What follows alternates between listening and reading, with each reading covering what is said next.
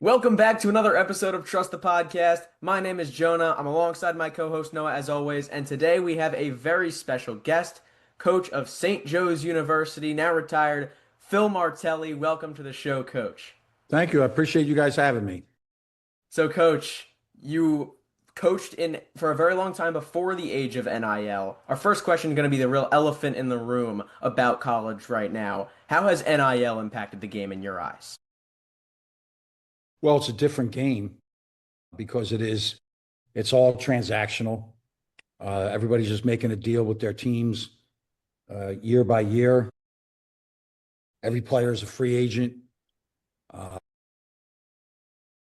Product on the court is the same, actually maybe improving a little bit because kids are staying in school rather than just running to the NBA or declaring for the pros after an average year or an average 2 years. So that part is good. The fact that and I say that college basketball collectively, we're not impacting as many lives when you see kids going to 2 and 3 schools, some 4 schools. I really believe that one of the powers of college basketball is that it's a decision that will help you for the next 40 years of your life, not just the next 4 years of your life. So I think that's the biggest thing.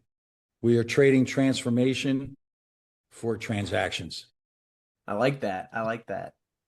What would be one thing you would change to the current NIL rules to make it more cohesive? Well, first, they have to become transparent. They have to Mhm. let people know rather than chase rumors on the internet or have schools talking about each other. I think transparency is one. The second thing is more like schools' responsibility, like financial literacy, taking young people and young families, throwing a lot of money at them, and without them being aware of tax implications, without them being aware that, you know what, there should be a charitable portion of your money.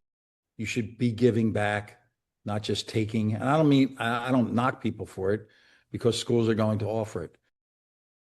I think we have to transparency, financial literacy.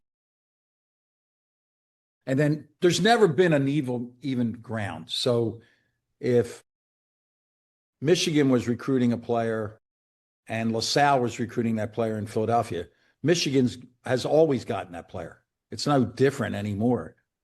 It's just that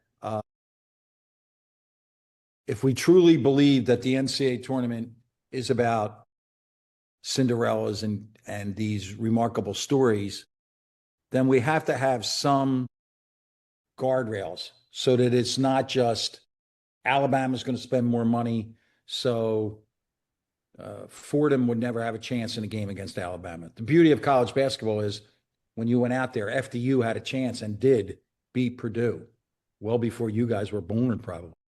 But that would be where I would. And then I think about the individual player. The individual player and their families, they're not equipped for this money. And they think that it is life-changing money, and it's not. It could lead to that if we did it correctly across the board, but that's where I would go. I really like the thought of the financial literacy classes because we see so many of these players, they're done with their careers and they don't know what to do with their money. They go broke. So that money Yeah, is and I life-changing, would even like you go. said. I would also go this far. So you're 19 or 20 years old, and you can really run, and you're a wide receiver, or you're a quarterback, not just a basketball player. You're a catcher in baseball, and some school gives you $300,000, and you go through your career in a very, very small percentage, play professionally in any sport, and your career's over. But you've been given $300,000. You've been given all your equipment. Your rent has been paid. Most cases, you've been given transportation. Your insurance is paid. And now you walk in to my office, Jonah, and you say, hey, you know what? I would really like to get into banking. Okay, let's get you set up. And the bank likes you and they say, okay, you're going to start off as a junior intern, and we're going to be able to pay you $65,000. Here you are at 23. At 19, somebody gave you $300,000. At 23, you're going to work for $65,000. You have to buy your own car. You no longer have free sneakers and free gear. You have not your rent. You have to pay your rent. You have to pay your insurance, medical insurance. It's a culture shock. And we do not, in the college athletic world, we do not do a good job of getting them ready for the real world. I think that is such a great thing to say. I mean, there is a world after college athletics, there's Yes. a world after professional athletics. So I'm glad that you brought that up. On the individual player basis, what do you look for in someone you're recruiting in the NIL age or out of the NIL age? What was the thing that coaches and you specifically look for in a player? I wanted a competitive nature because the players that I was going to, even when I was at Michigan, they may not be as good as the players at Duke. And at St. Joe's, they might not be as good as the players at George Washington. But if you go into those kind of games and you're defeated, then you don't have a competitive nature. That's one. Two, I always look for a player that would accept coaching, not criticism, but coaching so that they could get better. Somebody that was really interested in daily improvement. I also said, first of all, skill. Like you needed a skill package to play in the Atlantic 10. That's number one. But then, do they have a competitive nature? Are they coachable? Are they coachable? And then, what kind of teammate are they going to be? Because this is not tennis. This is not golf, right? We need a cohesive group of players. So I always look for people that respected the game, respected their coaches, respected their opponents, and respected their teammates. That's what I really looked for. I think somebody who, when I talked with you at play-by-play camps, somebody who you spoke very highly about was Jameer Nelson. Can you talk a little bit about how he fed into that teamwork and respect? Well, for Jameer, it started at home. Like once you meet his mother and father, but you take into his surroundings, like Chester, downtrodden, uh, basketball is the whole thing. So he could have made basketball the focus, but he didn't because of his mother and father. They raised him to be ultra respectful and to be appreciative of the opportunities that he was given. Uh, he was a true student, but he was also a true teacher because he showed older guys like we can do this. He showed everybody you don't have to cave into. Now we were fortunate in that we didn't have social media like it is now, so um, he didn't cave into the articles being written and I think you have it. I think you have. I know you have a chance to be a true leader when you're humble, and he was humble enough, but driven, fiercely driven with his work ethic. Uh, just a fascinating guy, even to this day. Doesn't surprise me that, whatever that title is that he has with the Sixers, and they're going to be successful. Yeah, Noah, you and I were talking about Yes. what he's doing nowadays. I know you definitely had a question about that. Yeah. How do you think? Oftentimes we see players go into coaching after their playing career. A little bit less often we see them go into the general management. How do you think Jameer Nelson is suited for that role, and why do you think he will excel? First of all, and I say this all the time about him, he's a much better person than he was a player. And you guys know he was the player of the year in college basketball. He's 15 years in the NBA. Um, I think the general manager role, front office role, fits him because he's lived a life of dignity and class, and he's always been about representing others Like in those front office jobs, you're representing the ownership. You're representing the Philadelphia 76ers organization.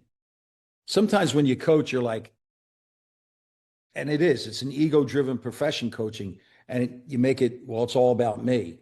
No, in that front office opportunity, it's all about us. And I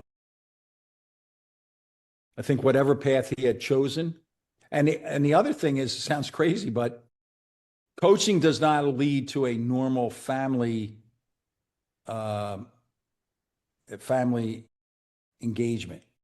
Front office is a little bit different. And Jameer, first and foremost, wanted to be a stellar father.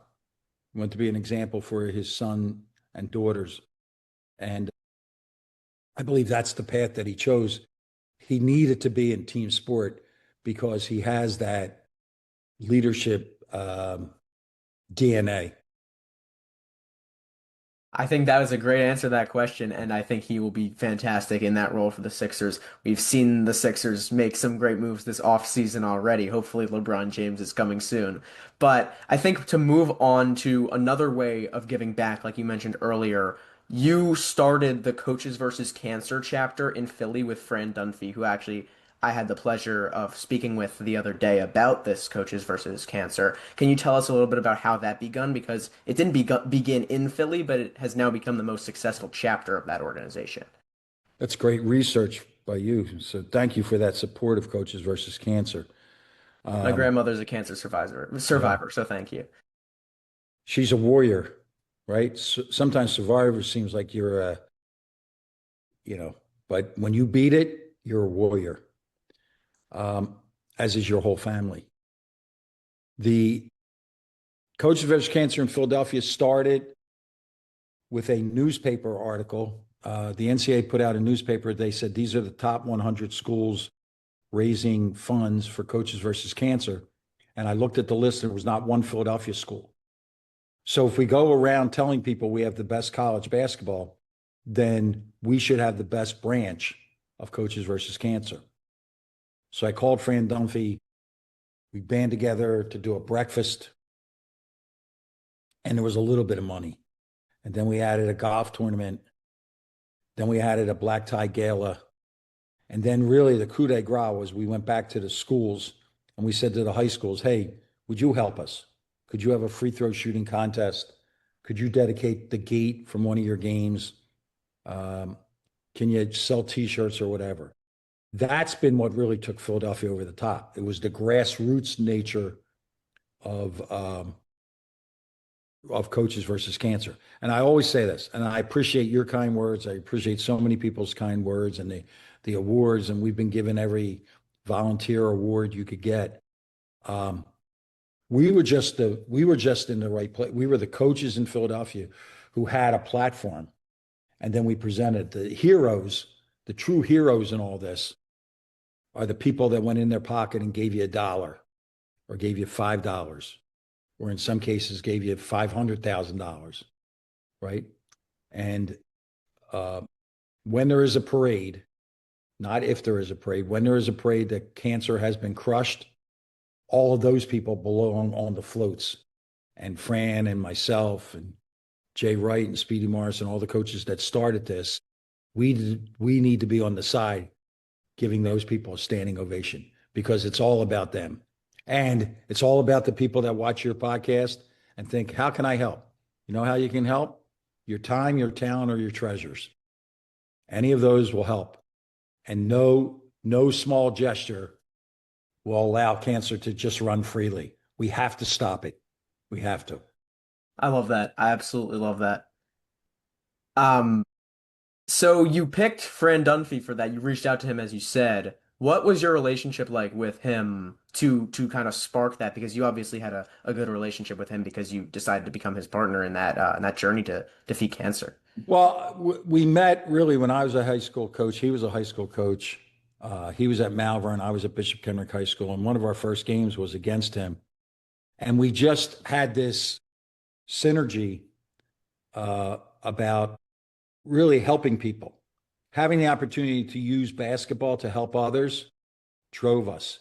So even before we started Coaches versus Cancer, if there was a chamber of commerce that wanted to come have a speak, we always said yes. Neither one of us has ever said no to anybody's invitation because we think if you're kind enough to invite us and we maybe impact one person with one sentence, one idea, then count me in. That's what we're responsible for, not just coaching a game or coaching 13 guys or just representing our schools. All important. But we had a chance to make people's lives a little bit better because we lent our voice and our passion to it.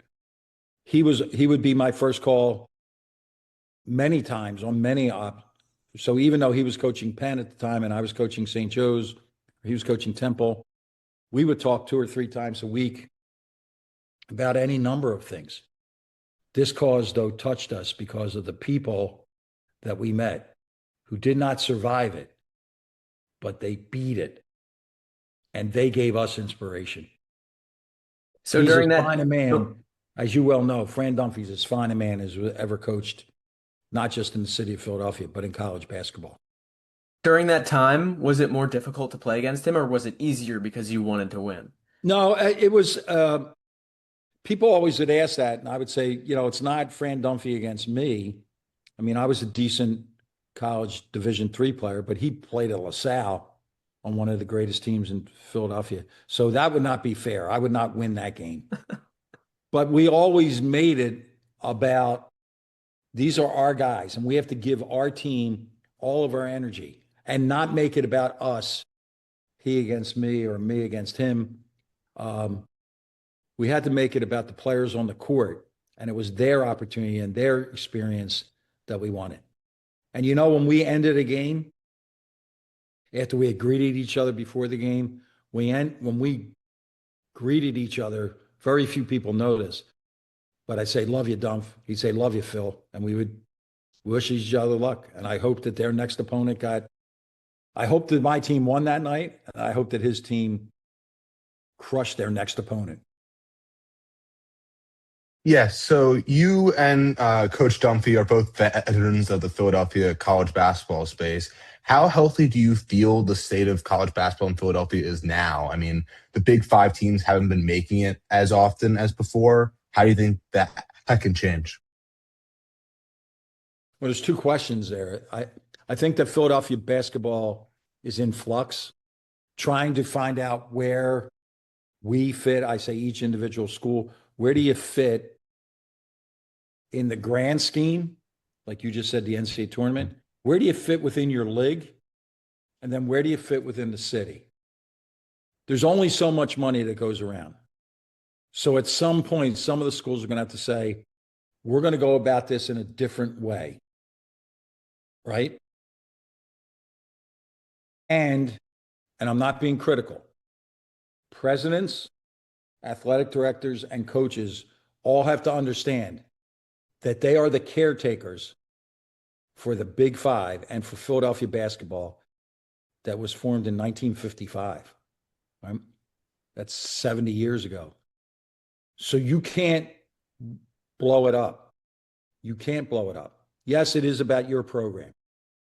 But when you come to Philadelphia to coach, you have to take on the responsibility of serving the community, whether it's through Coaches versus Cancer, whether it's through how you promote your team, how you get involved in charitable endeavors, how your players get involved in their universities and their school, and that they always walk around proudly to say, not only do I play at Villanova, but I play in Philadelphia. It's all of our responsibilities. Starts, though, with the presidents, athletic directors, and the president coaches. You cannot let the Big Five, you cannot let Philadelphia basketball fail. Are you going to have to be creative? Is there a lot of hard work? You're damn straight there is. But this institution is worth it. I'd be like somebody walking in and saying, all right, Philadelphia no longer makes pretzels. Like, how would you survive without pretzels? That's a hard question. I don't know how we could survive without pretzels. Yeah, so I think especially with the Big Five rivalry, especially over time, the arenas have been extra, like the rivalries, the arenas, the fans have been extra special. What was you think was the toughest arena to play in? It's a really good question. And I'm not avoiding answering it because I'm retired, so I can't piss anybody off, so to speak. Uh, the toughest arena, and the same was true of the Atlantic 10, was the guy that had the best team, right? If they had really good players, then it was a really hard place to play. Look around college basketball. The attendance is not great, but at the places where the best teams are playing, there's never a seat to be had. So that would be a goal in Philadelphia, to become the toughest place to play for your league opponents, not just for each other. Because you made a great point there. The in the city games, there's a spark to them. There's still old timers that say, "Hey, I went to Drexel, you went to Temple. Let's go to this game, and let's maybe wager an adult beverage after the game." That's great.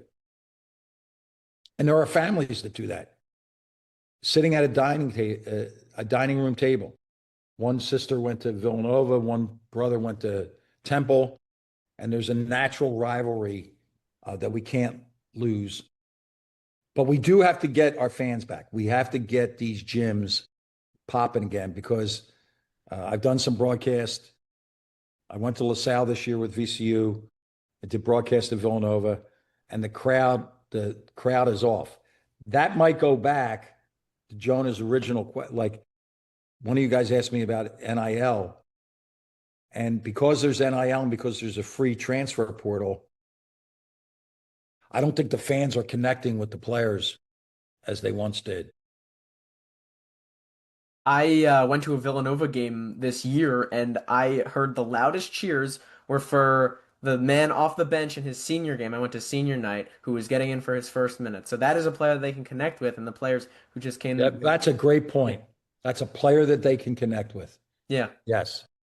So that was a ton of fun because they got crazy loud for him, and it was a guy who had never played before, but he'd been there. Everybody knew how hard he worked to just get on the court for those couple minutes. So that's awesome. I'm glad that you brought that up.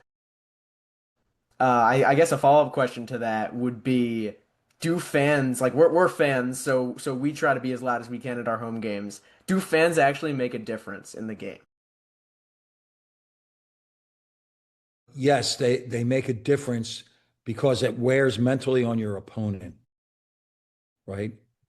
But I will say this: people will say pregame talks and hyping them up and all that other stuff and play. No, that only lasts a short while for teams. Be very well prepared, but know that noise and that energy can wear on your opponent. That's where the fan makes a difference. But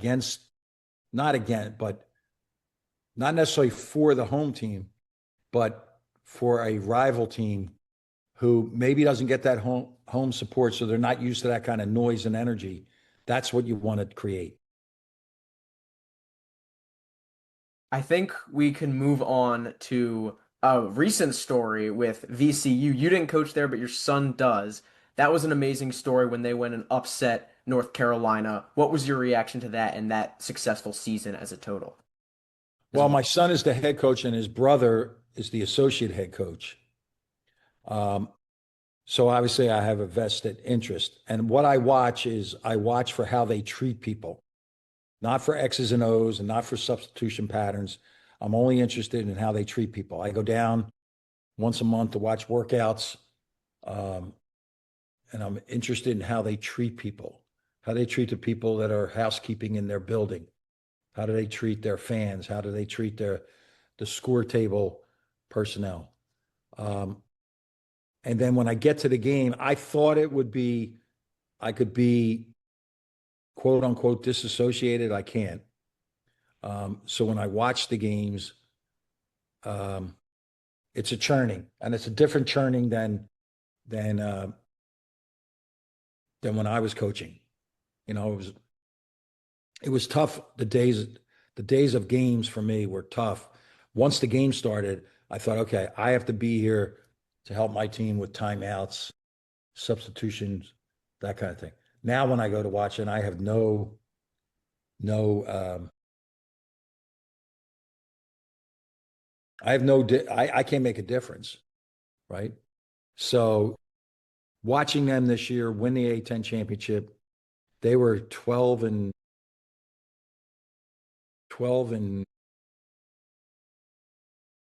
or something. They lost to George Mason. And I said, well, they're going to be an NIT team. And they went in to win 17 out of 19 games, including that unbelievable win over North Carolina. That was, it wasn't surreal, but I could feel it. Like I just said, if they can just get it, that cut it to this, cut it to that, cut it to that. And boy, did those players and the staff did a remarkable job in believing. That's what too many of us give up our beliefs and give up our dreams. And they didn't do that. You That was such a great spoke story. on. Go Oh, ahead. sorry. You spoke on how you always notice how the team treated people. Do you think building a culture like that is especially important for these mid-major teams who really need the culture? Amen, brother. Amen. And I get it. Culture is the catchphrase. I think for me, it's more the foundations. What are you built on? So, for instance, I would say to people at St. Joseph's, we were built on daily improvement, right? Did you get better as a person today? Did you get better as a player today? Did you get better as a student? 3 for 3, you didn't have a good day, you had a great day. We build it on communication, player to player, student to professor, coach to coach, coach to fan, right? So you build it on communication. And then the third thing was respect. Do you respect each other's differences? Like when you get on a team, not everybody's going to be religious. Not everybody's going to be quiet before a game, right? But you have to respect each other's differences. And that's really what we're lacking in this country anymore. People don't respect each other's differences. Therefore, nothing gets done. I think that's a great point. And all it is people yelling, right? And the loudest, and you go like, okay, the loudest voice. So I look for their foundations. And when I go down and watch them work out in the summer, okay, these foundations staying the same because you had some success, because you're bringing new guys in, maybe 4 or 5 new guys. Do they understand the foundations, not just the word culture? I do think that that's been overused, but that's just me. I'm not knocking anybody. Anything that puts your program, that you have absolutes in your program, that's for me. I like that as well. And we just spoke about a special team in VCU. I'd like to talk about another special team. The 03-04 St. Joe's team went 30-2, 16-0 in the conference. What was I know you just said not to use the word, but culture. What was that like that year in that team? Well, you know what I appreciated? I appreciated that team doing, number one, when Jameer Nelson turned his back on the NBA and said, I will come back for my senior year. I challenged everybody. Our scouting had to be better. Our public relations had to be better. Our practices had to be better. Our competition in practice had to be better. And every player had to take up, because he was taking a chance. He was walking away from, he had been a first-round pick at the end of his junior year. He was walking away from that. So we all had to step up our game, so to speak. Okay. Number 2, that team, if it was a day off, they recognized how important it was to take a day off. If it was a weight training program, let's do this at a championship level. They did everything to a championship level, including like travel with themselves. Jameer and Delonte were all Americans, but if the team was going to a movie, they all went to the movie. They didn't get X'd out. If they were all going to hang out and watch a NFL game, they were all watching it. everything they did, everything they did, they were exact on it. And the only regret that I have is that we got tired because of all the attention, and we never closed the practice. We had all open practices. There was so much attention that I thought we got tired at the end of the year. We lost, lost at Xavier. They were an Elite Eight team also, turns out. They beat us in the A-10 tournament. And we were clicking. And at the back end there, we maybe didn't play as free and easy. And I wish that I had put a little bit more pressure on that team by changing offenses up a little bit. But it was working, so I didn't feel the need to have a lot of change. You mentioned the loss to Xavier. How does a team who was undefeated all year, number one team in the country, how as a coach do you talk to that team after that loss and get them ready to go for the tournament where you guys obviously made a You guys are really great run? good. You're really good. Both of you are great questions. Here's what I said. We all won 27 games in a row. And guess what? We all lost this game. This is not his fault, my fault, their fault. This was not one of those, well, a loss is good for us. I didn't believe in any of that nonsense. So here's what we have to do. We have to take it. We have to take it. And now what are we going to do going forward? Because remember now, daily foundations. Our foundation was daily improvement. We did not improve that day. So how we came back really set us up for the Elite Eight run, because we came back and we went back to the very basics. At the end of the next practice, did you improve? Did you improve? Did you improve? Can you quantitate how you improved? And that they knew this. Yes, we lost. And everybody loved you. You were undefeated. You were the country's darlings, the whole bit. Guess what? Now that we've lost, as long as your family still loves you and your coaching staff still loves you, that's what's most important. If the shine is off, if somewhere in the country people are going to start taking knocks at you, what's the matter? They weren't there when we were 0-0, were they? I like that a lot. I like that a lot. We're running out of time because I do not have Zoom Pro, unfortunately. But I'd like to talk about your own podcast. This is our Trust the Podcast, but you do Make a Difference podcast, which I think is very interesting because it's not necessarily basketball centric. It's more about, like the title is, making a difference. You could have done a successful basketball podcast, but what inspired you to do the Make a Difference podcast? Well, as much as I wholeheartedly embrace my role as coach, a greater role to me was a community difference maker. And if we can be out there and talk to Alex's lemonade stand people, this coming week we have a family that has started an orphanage in India because their little girl passed away from a very rare disease. It's in her name. Let's get that out there. Now, at the same time, I want Ben Davis on there. I want Vic Fangio on there because people are interested in that. But if you know the podcast, the very last question I ask the guest is, who's made a difference in your life? And because we all have that. We're all blessed to have somebody in our lives who is making a difference or has made a difference. My nephew wanted to do the podcast. He called. He said, yeah, we can do a coaching podcast and it'll be fun and da. And I said, I'm not interested in that. I'm really not. And I don't mean to minimize coaching, but there are so many heroes just in our Philadelphia area. Let them come on and tell their story. Now, we have a segment in there called Coaching Corner. We have a segment in there, Martelli Minute. But the guest segment, I really appreciate you picking that up. It's not basketball centric. It's not sports centric, right? We've had every broadcaster, and I want to know, well, how'd you find out? What age did you find out that you wanted to do this?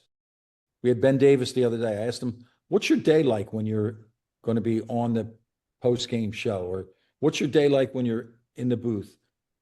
And what's it like having been the number 2 pick in the MLB draft, and you have a son who's going to be the first round draft pick? So I just want people to be interested and to take a moment and say, you know what, I could help that group out. I can help out the 2 nuns in Chester who collect food and clothing, a place called Access Chester. And a lot of things have come about because of that. I'm sitting looking up in Avalon, New Jersey. I look across the street, and my neighbor across the street watches the podcast. He got in touch with the people at Cobbs Creek Golf Course, the Tiger Wood Foundation, and now he's a big sponsor there. Beautiful. One story at a time, one person at a time. Let's all be making a difference. That's what it's all about, right? And I think that is a great note to end on. I think we prepared one final question for you. If you had to pick one team right now to win the national championship in men's basketball next year, who would it be? I think this is the year that Duke breaks through with John Shire.